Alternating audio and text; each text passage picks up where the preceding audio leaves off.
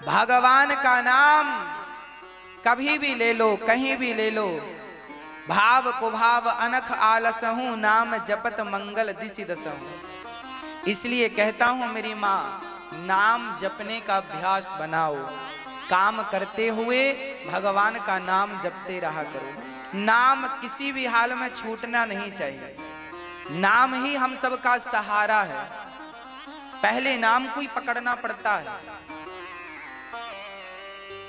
पहले नाम जपो सामान्य, राम राम जपो, फिर धीरे धीरे क्या होगा, जिनका नाम है राम से धीरे धीरे जनाम जपते जपते उन राम से प्रेम हो जाएगा। क्या हो जाएगा? राम से, राम से क्या होगा? देखो शुरुआत तो नाम से ही होगी ना। अच्छा, आप किसी से दोस्ती करेंगे तो उसका नाम पूछेंगे कि नहीं? हाँ या ना? पहले नाम पूछेंगे, फिर बातचीत करते करते ही आगे बातें होती हैं। बस इसी तरह शुरुआत नाम से। केवल नाम, काम करते हुए नाम जपते रहो। नाम कभी भी ना छूटे, किसी भी हाल में ना छूटे, इस बात का हम सबको ख्याल रखना चाहिए। इसलिए नाम है। कब तक नाम जपें? बोले जब तक भगवान सुन ना ले तब तक नाम को जपते, काम करते रहो, नाम जपते रहो। कैसे नाम जपना है? पहले नाम जिह्वा से जपना है। बोलो राम, बोलो राम, राम सीताराम।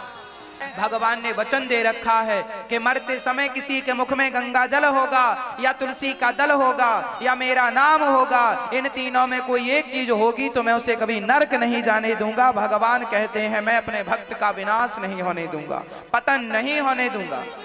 इसलिए कहता हूं गंगा जल रोज पिया करो, थोड़ा 2-4 बूंद ही सही।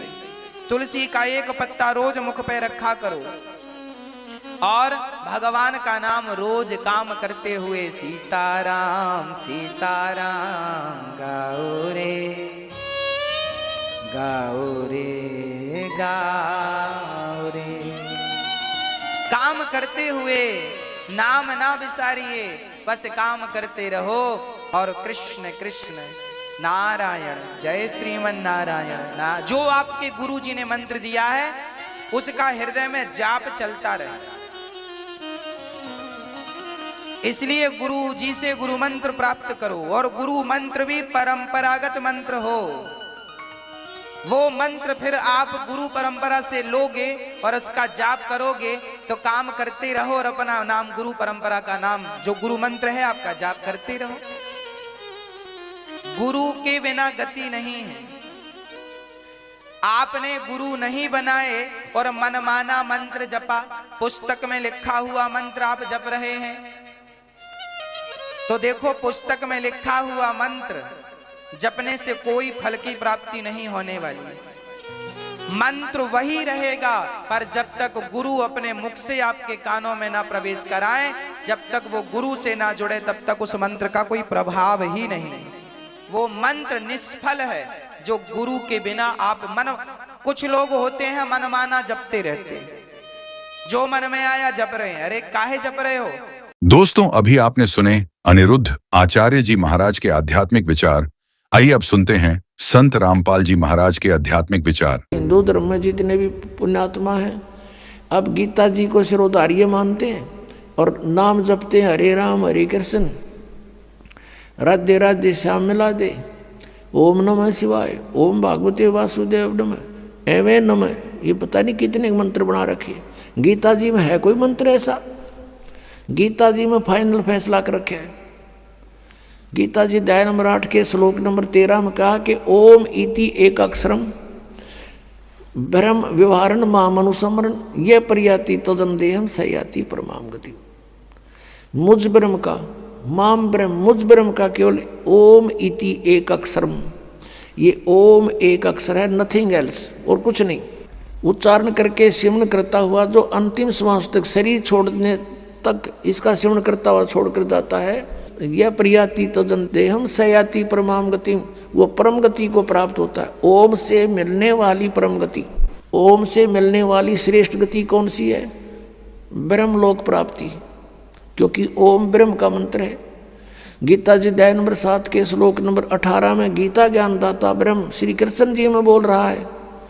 वो कह रहा है कि मेरी गति में ये उदार आत्मा है तो अच्छी, लेकिन ये मेरे वाली घटिया गति में ही आश्रित रही। ओम से मिलने वाली जो सुविधा है, मोक्ष है जितना, कहते यो तो व्यर्थ है, घटिया है, अनुत्तम है। अनुत्तम क्यों है? क्योंकि गीता ज्ञानदाता स्वयं कह रहा है चौथे अध्याय के 5वें और 9वें श्लोक में, दूसरे अध्याय के 12वें श्लोक में, 10वें अध्याय के दूसरे श्लोक में, अर्जुन तेरे और मेरे बहुत जन्म हो चुके हैं, तू नहीं जानता मैं जानता हूं। तो इससे सिद्ध है कि जन्म मृत्यु ब्रह्म की भी और पुजारी भी फिर दुखी जन्म और मृत्यु जैसा दुख नहीं पृथ्वी पर। इसलिए गीता ज्ञानदाता 18वें अध्याय के 62वें श्लोक में कहता अर्जुन तू सर्वभाव से उस परमेश्वर की शरण में जा, उसकी कृपा से ही तू परम शांति को और सनातन परम धाम को प्राप्त होगा। अब पुण्यात्माओं 17वें अध्याय के 23वें श्लोक में गीता जी में स्पष्ट किया है कि उस सच्चिदानंद घन ब्रह्म की पूजा यानी तत्ब्रह्म, उस परम अक्षर ब्रह्म की साधना का 3 मंत्र का जाप है, उसको प्राप्ति का। ओम तत्सत, ओम ब्रह्म का सरपुरुष भी कहते हैं इस ब्रह्म को, और तत् अक्षर पुरुष का वो सांकेतिक है, और सत जो है परम अक्षर ब्रह्म का। इनकी मजदूरी करनी है। इन तीनों की साधना से ही परमात्मा प्राप्ति, सतलोक प्राप्ति होगी। ओम और तत् सांकेतिक है, ये दोनों मिलकर 2 अक्षर का सतनाम बनता है। और तीसरा वो सार नाम है जो सत कहा है गीता जी अध्याय नंबर 17 के श्लोक 23 में। तो कहने का भाव ये है कि हम साधना करने का खूब कोशिश की हमने, अब पढ़े गीता और नाम ले हरे कृष्ण कृष्ण कृष्ण हरे हरे राधे राधे, कोई बात हुई या? बालकों का खेल बना रखा हमने, भगवान की तरफ जरा भी ध्यान नहीं दिया। गीता जी में है कहीं ये मंत्र, फिर जाप किस लिए कर रहे हो? परमात्मा का विधान है ये।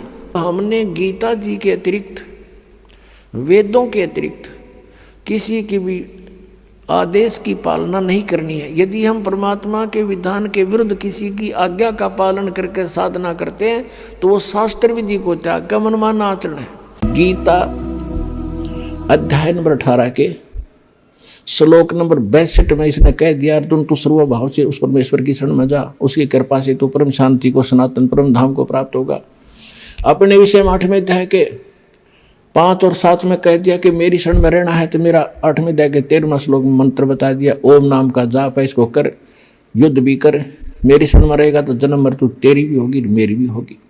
अब ये 18वां अध्याय है, लास्ट अध्याय है, लास्ट ये मंत्र चल रहे हैं, अंतिम मंत्र, अंतिम अध्याय गीता अध्याय नंबर 18 के श्लोक नंबर 62 से लेकर अब 63 में वो कहता है कि अर्जुन ईब तू सोच विचार कर ले, जो मैंने गुप्त से गुप्त ज्ञान आज तक किसी को नहीं बताया वो तेरे को बता दिया। ये गीता का जो ज्ञान है ये अति रहस्य युक्त था, यो आज मैंने तेरे को बताया था, कभी पहले बताया था सूर्य को, और आज मैं तुझे बता रहा हूँ। सूर्य ये आग का गोला नहीं, एक देव है अलग से, जैसे बिजली महकमे का बिजली का अफसर होते हैं, मंत्री होते हैं ऐसे। तो कहता है ये गुप्त से गुप्त ज्ञान मैंने तुझे बता दिया, अब तूने जैसा अच्छा लगे वैसा कर ले। 18वें अध्याय के 64वें श्लोक में कहा कि एक और गुप्त बता देता हूं कि जिसके विषय में 18वें अध्याय के 62वें श्लोक में मैंने कहा कि उसकी शरण में जा, वो मेरा भी पूज्य देव है, इष्ट देव है। ये तेरे हित में बता रहा। 18वें अध्याय के फिर 65वें श्लोक में कहता है कि अर्जुन यदि तूने मेरी शरण में आना है तो मुझे नमस्कार कर, मेरा भक्त बन, चिंता ना कर, तू मुझे ही प्राप्त होगा। फिर 18वें अध्याय के 66वें श्लोक में फिर कहा है यदि तूने उसकी शरण में जाना है तो सर्व धर्मान परित्यज माम। 18वें अध्याय के 66वें श्लोक में कहा है कि आपने 18वें अध्याय के 62वें में जिसके बारे में मैंने कहा श्लोक में, उसकी शरण में जाना है, सदा जन्म मृत्यु से रहित हो जाना है, कंप्लीट आपने पीस चाहिए, संपूर्ण शांति चाहता है, तो मेरे सतर की 18वें अध्याय के 66वें श्लोक में कहता है, सर्वधर्मान परित्यज माम, मेरे सतर की जो पूजाएं हैं, इसके सतर की कौन सी पूजाएं हैं? ये 500 यज्ञ करते हैं, ओम नाम का जाप आज आप श्वास से जो जाप करते हैं, ये उसके सतर की, ब्रह्म के सतर की भक्ति पूजाएं हैं। ये मुझे छोड़ दे, मुझे दे दे। और एकम शरणम व्रज, एकम माने जिसके बराबर दूसरा नहीं है, वो सर्वशक्तिमान। गीता अध्याय नंबर 15 के श्लोक नंबर 17 में जिसके विषय में कहा है, उत्तम पुरुषत्व अन्य परमात्मा इति उदाहरते, ये लोक धर्म अविश्य विवर्ती अवैश्वर। अब यहाँ पुण्यात्माओं एक 15वें अध्याय के 18वें श्लोक में ये विचलित कर देते हैं कुछ भ्रमित नकली संत गुरु। वो कहते हैं कि गीता अध्याय नंबर 15 के श्लोक नंबर 18 के बारे में रामपाल नहीं बोलता। अब उसके बारे में बोलने का विषय जब आए तभी बोला जाता है। उसमें क्या बताया है? गीता अध्याय नंबर 15 के श्लोक नंबर 16 में इन्हें स्पष्ट कर दिया है कि सरपुरुष और अक्षर पुरुष ये दो पुरुष हैं, और ये इन दोनों के अंतर्गत जितने प्राणी हैं वो नाशवान हैं, और ये स्वयं भी नाशवान है। आत्मा किसी की मरती नहीं। उसने स्पष्ट कर दिया 15वें अध्याय के 70वें श्लोक में कि वो पुरुषोत्तम तो कोई और है, उत्तम पुरुष कहो चाहे पुरुषोत्तम कहो। अब 15वें अध्याय के 18वें श्लोक में ये कहा है कि लोक वेद के आधार से, लोक वेद माने दंत कथा सुनी सुनाई, जैसे लोक वेद हम सुना करते, राम कृष्ण ब्रह्मा विष्णु महेश के कोई माता पिता नहीं, अजरो अमर है, सर्वेश्वर है, सारे ब्रह्मांडों के रचने वाले हैं, फलानी पूजा कर लो, श्राद्ध निकाल लो, भूत पूजा कर लो। तो ये था लोक वेद दंत कथा जो शास्त्र प्रमाणित नहीं था। तो इसी ऐसे ज्ञान को लोक वेद कहते हैं। कबीर साहब हमें उदाहरण देते हैं कि पीछे लग गया जाऊं था मैं लोक वेद के साथ, रस्ते में सतगुरु मिल गए, दीपक दे दिया हाथ। तो लोक वेद माने दंत कथा के आधार से जो साधना करते हुए हम भटक रहे थे, उसमें कोई सतगुरु मिल गया, उसने सत साधना रूपी और सही नाम ज्ञान रूपी एक दीपक दे दिया, टॉर्च दे दी। उसकी रोशनी में हम गड्ढों में, झाड़ दंखाड़ों में नहीं गिरेंगे, सीधा रास्ता पकड़ के निकल जाएंगे। तो जैसे दास पहले श्री कृष्ण का पुजारी था, श्याम जी का पुजारी था, हनुमान जी का पुजारी था, तो वो था लोक वेद के आधार से। फिर सतगुरु ने दीपक दिया, पूज्य गुरुदेव मिले राम देवानंद जी, तो उसके आधार से दास सीधा चला। तो यहाँ परमात्मा हमें बता रहे हैं कि पीछे लग गया जाऊं था मैं लोक वेद के साथ, और इस भक्ति रूपी सफर में सतगुरु मिल गए, दीपक दे दिया हाथ। तो यहाँ गीता अध्याय नंबर 15 के श्लोक नंबर 18 में गीता ज्ञानदाता कहता है कि मैं लोक वेद के आधार से पुरुषोत्तम प्रसिद्ध हूँ, क्योंकि जितने मेरे अंतर्गत प्राणी आवे हैं, इंक्लूडिंग ब्रह्मा विष्णु महेश, इनसे मैं उत्तम हूँ, इनसे ताकतवर हूँ, इसलिए मैं पुरुषोत्तम नाम से प्रसिद्ध हो गया लोक वेद के आधार से, दंत कथा से। लेकिन उत्तम पुरुषत्व अन्य परमात्मा इति उदाहरते, यह लोक धर्म अविषय विवर्ती अवैश्वर है।